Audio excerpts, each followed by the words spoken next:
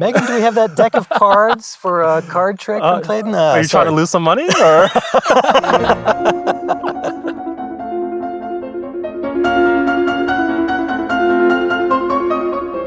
Clayton Stephenson, this is not the average place for a musical conversation, but then there's nothing average about Tippet Rise whatsoever. Sure.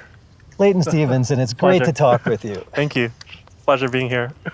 You played a concert earlier today that was just extraordinary. Thank you. And I want to talk a little bit about that, but at the concert you also spoke to the audience and you described some of your experience here at Tippet Rise and how that was unique in your concert experience and how that was inspiring too. Can you tell us a little bit about that?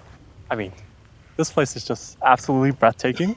And you see what a great background chosen by Megan. But I think in general, this is something very different from the normal city life that I'm accustomed to. And you feel more in tune with nature. There's about 20 flies, circling in my room. And so in a sense, I'm more attentive to the animals as well. But I think the way that this place is structured with all these architectural pieces within nature is quite interesting as well, and made me try to understand, art within nature and music within nature, within the barn. And so, I felt just such a connection to the space, to the landscape. And I tried to use some of those pictures that I had while I was walking around for my imagination while I was playing, or imagining green pastures and the Beethoven second movement, for instance.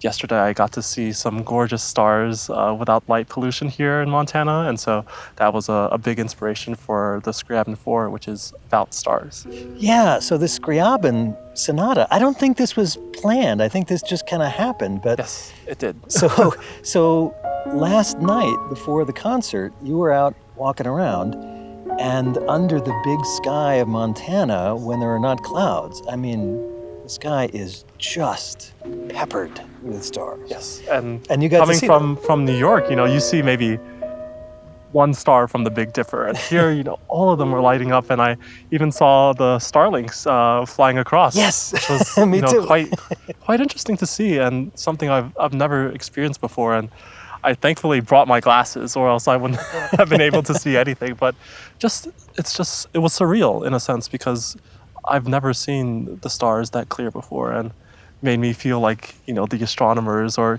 even the Native Americans who walked this land and piloted using stars, and how important it was in their lives, and how it kind of puts us into a place. It makes us feel small because we see all these, galaxies, clusters, and they're so far away, millions of light years away, and still we can see them gleaming in the distance, and you kind of want to see them up close. And so that was a big part of the emotions that went into today's performance of the Scriabin. Puts everything in a very different perspective. Yes, it does. And then this morning, I imagine your pre-concert routine doesn't usually include an outdoor walk in the hills, Sure. the foothills of the Beartooth Mountains to see some massive art pieces.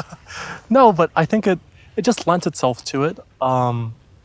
You want to play within the space and within the environment that you're in, and understanding that more through walking around, I think, was very important for me to do. This is something we don't always talk about with classical music concerts, but the place makes a difference. The Yes. audience makes a difference. The architectural setting and your interaction with the audience makes a difference. For sure. So what was your experience of playing a concert at Tippet Rise? For me, it was very personal. Having the beautiful mountains to my left, and then such a warm audience to my right. It's truly made me feel inspiration from both sides in a sense.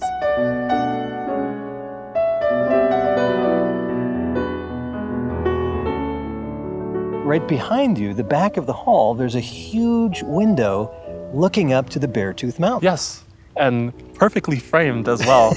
And so, there's perfect inspiration to my left, and I did, look across and give it a glance a couple times, and whenever it lent to the music for me. And so that was an incredible experience. being so close to the audience is something that performers are not always privileged of having, and so feeling their energy so close to you and seeing their reactions for me was quite inspiring and made it more of a two-way performance than some of the big concert halls I've played in. And they were really into it. I mean, the standing ovation, not even at the end of the concert, but Yes. you did Beethoven kind of in the middle, the Beethoven Appassionata, standing ovation for the Beethoven. And part of what I loved about your concert was the way you mixed things up.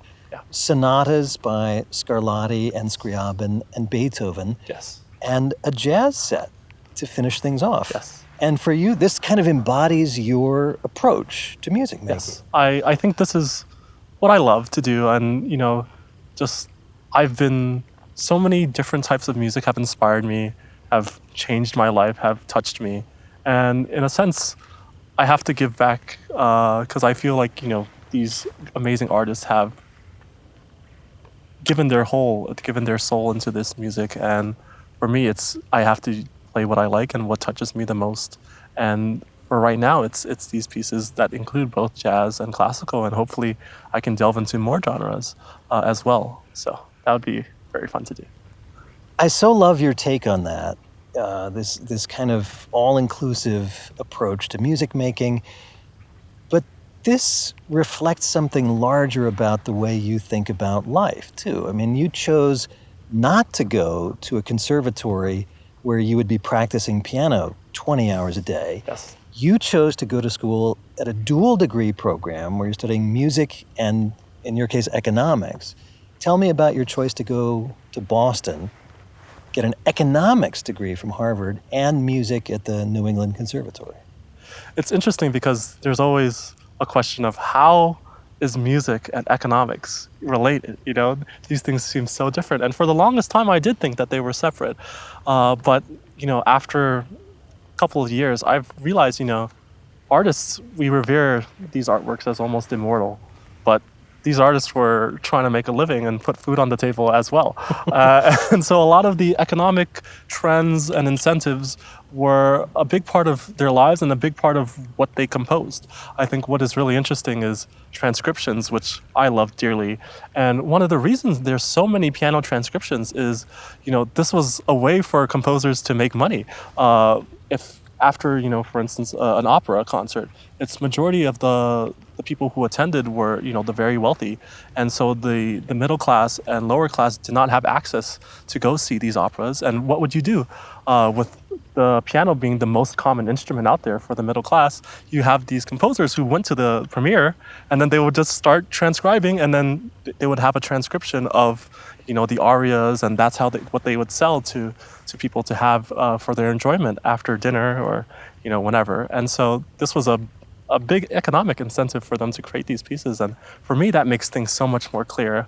Also seeing, the way economic trends of, pitfalls of, recessions and how that influences how music is made.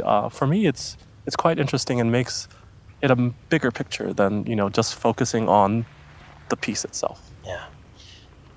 You played music by Beethoven today. Yes. Beethoven once famously said, "It's terrifying how much money one needs." So Beethoven thought about the economics of music. Of course. And, like, for instance, Opus 81A is, is dedicated to account because he was a big patron of Beethoven and gave him a lot of money. And so everything is connected in a sense. It's very interesting. The old Greek philosophers like Aristotle, he writes, a book called Metaphysics, but in it he talks about music, he talks about art, physics, philosophy, literature, and all these things to them were connected. And I think now everything is so segmented and we're so specialized, but we forget that, all of these things are part of the human experience. For me, this kind of brings our conversation full circle because this place, Tippet Rise, quite consciously doesn't isolate music from the rest of life. Yes. Quite consciously connects music to visual art, music to sculpture, music to architecture, music to poetry, music to nature, music to history. So it feels to me like your approach and this place just go hand in glove in that way. I think so, and that's part of the reason why I took that walk before my concert. Even listening to the sounds of the birds, of the insects flying by, that in a sense is nature's music, and so filling myself up with that before I, present my music. So, what's your favorite distraction from your dedication to piano? That's a good question. Listening to other types of music. I'm a big hip hop fan, and I'm not sure if that helps or not because my teacher always says I'm breaking the phrase, and maybe that has to do with the 808s I'm listening to. I've always been an avid video gamer, so I've been always. That's a way I think, especially during the pandemic, to connect with past friends. I also love to do card tricks and card games and poker, really? things like that. Yeah. So I have a lot of distract. This is the problem, and so I need to focus myself. And Megan, do we have that deck of cards for a card trick from Clayton? are you trying to lose some money? Or? All right, Texas Hold'em next time you're in New York. I'm ready. Yeah, but also watching movies. I think movies have been just a great resource for me. I actually watch a lot of movie clips before I perform, just for the emotional content. For instance, one of the great scenes I think is the ending of The Prestige, and in a sense, he sums up what we do. He says, the world is miserable, solid all the way through, but if you could get, for the audience to see, something truly special, to make them believe. And what matters to him the most, and he was a magician, is the look on their faces. And I think that's truly what it is. It's the look on the audience's faces and seeing that they really connected with what you were playing. That sense of wonder that a magician or a musician can bring to an audience. An artist brings. An artist, yeah. Clayton Stephenson, what a pleasure speaking with you. Thank you. It's been a great time.